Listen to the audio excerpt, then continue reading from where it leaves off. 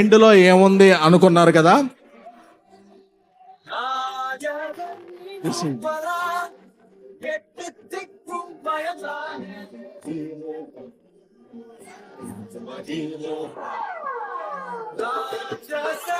నా మైండ్లో ఓన్లీ ప్రభాస్ గారే ఉన్నారు. ఎందుకంటే is the most lovable person.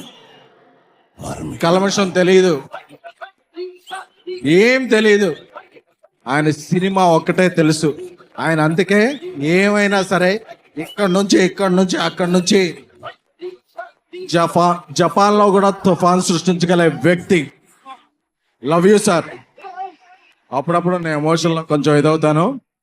John 9th ఎప్పుడు పందెం కోళ్ళ మీద వేస్తారు, ఈసారి మీరు వేసేది డైనోసార్ మీద.